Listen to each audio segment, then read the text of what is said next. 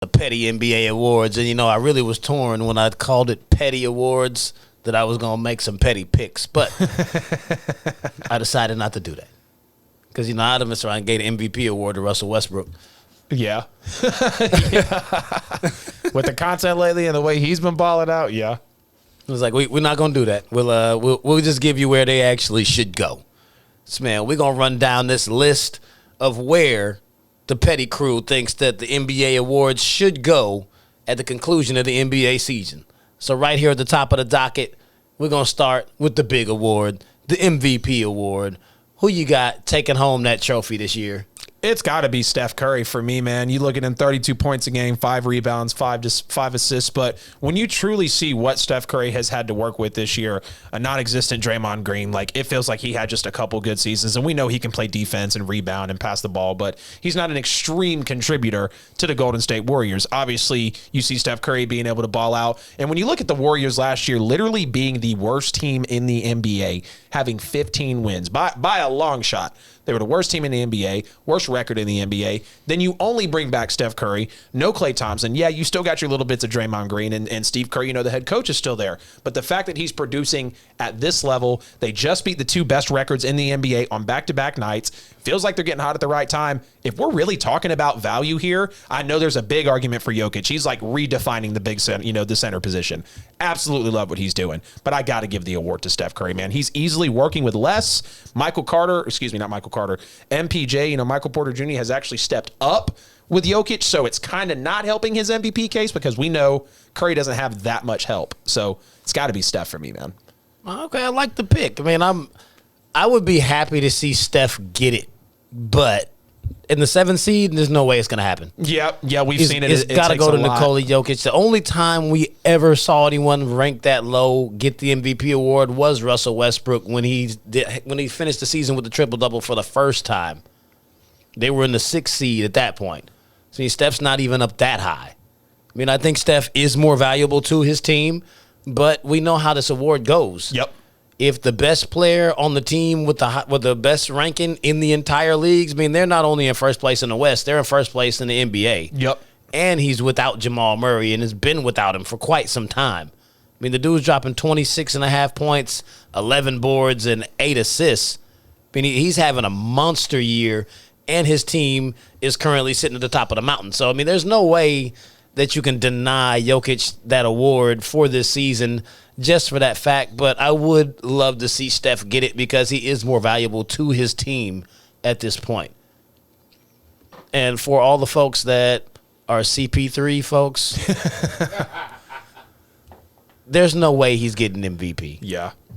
No way at all. I don't care if they are in the number 2 spot. Right. They have 48 wins now. They had 34 wins last year. They did improve, but he didn't walk into a bad team. That team they caught fire at the end of last season. Yep. And then picked up an all-time point guard. So they were going to be better this year whether he went there or not. I don't know, man. Not number 2 seed better, but they were going to be better than they were last year. Yeah. I see why Chris Paul is getting talks for the MVP, though, because, obviously the MVP is really just the glorified who's the best player in the league, because I don't think it was Giannis's award last year, but that's neither here nor there. Best record in the league. It's the best player on the best team, unless somebody does something beyond historic. Astronomical, yeah. And another thing that really blows my mind is how we had Nick Wright saying, oh, yeah, if Jokic wins the MVP, it's so unimpressive, but it's when have we seen a big man be able to be this versatile? The fact that he shoots the way he does from downtown, the way he does on the field, the way he can rebound, the way he can pass the ball, feels like the last time we maybe saw an actual big that passed this well was Kevin Love, Joakim Noah. Let's be for real, Noah? He was a great passer. He could pass the ball. And it looks like the Atlanta Hawks just clinched the 4th seed in the NBA. They just came back in the 4th quarter, man. There was just a stat up there. They are number 1. I've never heard anybody big up Joakim Noah. You have this Florida love affair. Tim Tebow, now Joakim Noah. He was just a good passer, man. Did you go to Florida? Yeah, man, I got a tattoo right here. You gotta be an alum. That explains it. No.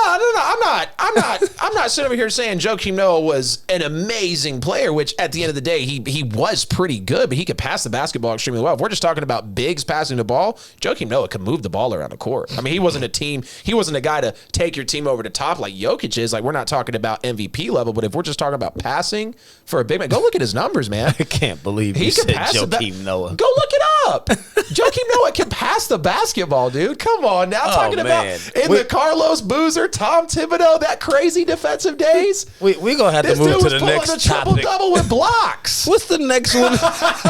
Defensive player of the year. Don't give me this. I'm not here for this. Defensive player of the year. We are not going to talk about Joakim Noah. I'm just talking about bigs passing the ball, man. Spare me. So defensive player of the year, obviously the easy pick is Rudy Gobert, like a guy who leads the league in defensive rebounds as well as total rebounds. Like, this guy's a monster around the rim. Also first in blocks, and now leads the league in blocks per game as well. We know he's been a 3-time defensive player of the year. Also leads the league in defensive win shares as well, which, is a big stat, rather for like the centers and power forwards, things of that nature. But let's talk about a guy who actually was able to get a good swing this year in Ben Simmons, being 6'10" at the point guard position, can defend the wing really well. And the fact that he is 6th in defensive shares as a point guard, like I just said, that's a defensive stat for big guys. 6th in defensive win shares. I mean, like I said, the best defending guard in the game, him being 6'10" really shows on the court, really long guy. And when you've got a point guard able to be that effective on defense, like, it's pretty lethal, because now if he could just actually pick the shot up, get the scoring, like, we could see a point guard that could be top in this league. It's just battle with a lot of inconsistency. We saw it last year with the Sixers. It was like, okay, what are they truly? We've seen it a couple times in the season, but if I had to go defensive player of the year, as much as it's easy to pick Rudy Gobert, I think the elevation of Ben Simmons and the fact that this is a point guard we're talking about for this award, I got Ben Simmons for defensive player. See, I was like, all right, he going to roll Rudy Gobert, and then you switch it up and you took my guy. I'm also giving the award to Ben Simmons. I mean, he's had an amazing year. I mean, he's really turned the corner, and that team being in first place in the East just takes him over the top. It's almost the same as what the MVP award is. Your team is in first place. Your team plays excellent defense, and you're the focal point behind it. Granted, we can't discount what Joel Embiid does for him. He's still taking the best player every night, night in and night out, decreasing their numbers no matter who you put him on. I mean, you can't deny him. I mean, I wouldn't be surprised if Gobert got it, but I think Ben Simmons deserves it. Right. The media is going to want to crown somebody different, definitely. Yeah, that voter fatigue is real. Yeah. Just like Giannis ain't getting another MVP award. God, no, please. He hasn't done enough winning. He didn't deserve it last year, man. He didn't deserve it last year. To me, it was not even close that it was LeBron's award. Like, come on, dude. I was pissed about that last year. And I was like, really? The news broke while I was at work. I was like, come on, dude. I'm going to be interested to see where you go with this one. Coach of the year. There are quite a few guys who are all very well deserving of this award.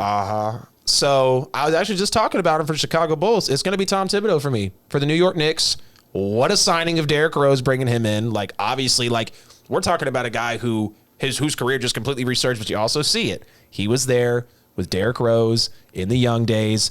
Obviously, there was Carlos Boozer with the Bulls. Like, you had, let's see, you had Carlos Boozer, you had Derrick Rose, you had Joakim Noah, you had, I want to say, Kyle Korver at one point before he started hopping around and they retired out of the league. But when you look at how the Knicks are actually playing this year, like, first of all, who thought the Knicks would be sitting at 38-31, sitting at 500, sitting above 500, pushing for the playoffs? Like, this is a team who could potentially go into the second, and if they get hot enough, I trust Tom Thibodeau to take them to the conference finals. I really do. Not saying they're going to make it out, but he's got the moxie. He's got the coaching experience. He's been in there before. Yeah, he's not been a guy who's been having deep runs, but when you have a team like this, like we said, the play-in tournament coming in, surging, good energy at the right time, and you also hear reports now, people are considering going to the Knicks. Like, there's been talks about maybe Kawhi going there if it doesn't work out with the Clippers. I think, as much as I don't think he would survive the media because of how quiet he is, like, yeah, he's got the stats, but people are going to want to hear him talk, especially up north. Okay, this is our culture. We're loud. We're rowdy. We like to make noise. We dominated back in the 70s, 80s, whatever it was. But when you have Tom... Did they dominate, really? Yeah, right. Well, did they have 3 titles in 4 years? I think it was like from... Knicks? I'm pretty sure I saw that. One. Hold on. Give me a second here. But no, I definitely got Tom Thibodeau for Coach of the Year because the way he was able to swing the Knicks around, like, it was definitely surprising to me. So I've got Tom Thibodeau for Coach of the Year. Yeah, I mean, I was kind of torn between him and Quinn Snyder, but I still had to give the nod to Thibodeau just for the mere fact of where he brought the Knicks from. Because last year they were 21-45, 12 seed. They were they were horrible. I mean, there's not a lot of good things you could say about where the Knicks were last year. Not at all. All Knicks fans were completely disgusted. See, Stephen A. was falling out of his seat every day watching the Knicks play. And now you see you can't. He's not even laughing at the Cowboys anymore because the Knicks are so good. Right. He's like, I'm occupied now. I'm good. Yeah. So, I mean, you go from 21-45 to 38-31. You moved your team up 6 seeds. I mean, they're currently sitting in the 6th seed. They're not even going to have to play in the play-in tournament that LeBron is crying about. So, I mean, that's major just from your coach walking in there. So, I mean, Quinn is going to get very heavy consideration because of where Utah sits, but I would still give the nod just for the mere fact of where he brought them from, because Utah was good last year. Right. It's not surprising at all, especially considering the injuries to the Lakers. So, I mean, the seeding wouldn't be quite what it was if there hadn't been so much turnover and injury going on in the league. Right. You can't fault them for it, but you also have to take it into consideration when you start giving away awards. Right. So I definitely could get that thing to Thibs. Yep. Yeah, Tibbs, Thibs, whatever you say his name. 5 finals appearances for the Knicks. They're 2-3. They won the finals in 1970, lost the finals in 72, and then won the finals again in 73. Beat the Lakers both times in 70 and in 73, and then lost to the Lakers the year before in 72. Lost in the conference finals in 70 to the Baltimore Bullets. Okay. All right, then. But, yeah, you know, they had their little run, and then they lost again in 94 to the Rockets, and then lost again in 99 to the Spurs. So, right. Yep. They had their little runs, though. Dominant was a little low. Man, let's round this thing off. We're going to do most improved player, and then we got to keep it moving, man. This time is running on us as usual. It is, man. It is. You know, we always get up here. So I'm going to say as easy as it is to go with Julius Randle, you know, extremely performing. Like, the Knicks are in a good spotlight right now to get some recognition.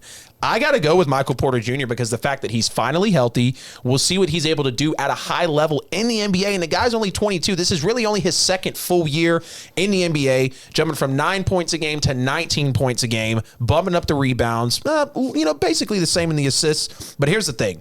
Since Jamal Murray has went down, 25 points a game, 71% true shooting percentage, and he's shooting almost 51% from downtown. He's showing you that his volume can increase. He's obviously able to play next to Jokic, fill that spot in. And if he can get hot and continue to build that chemistry with an MVP caliber player like Jokic, it could almost feel like, okay, like, you know, Jamal Murray, like, yes, we know he's not here. But MPJ's supplementing pretty well at this point in his career. He is young. He could kind of come up short, but I got to give it to Michael Porter Jr. I mean, as of late, he has come on strong, but I don't think he's done it long enough in order to garner that award over the entire season. I think Julius Randle has been consistent all year long. That is true. And his scoring has ticked up 5 points per game. He's picking up an extra rebound and almost double the assists. Mm-hmm. Like, he's made an exponential jump. He's turned the corner. Don't know if it's because of Thibs or what the deal is exactly.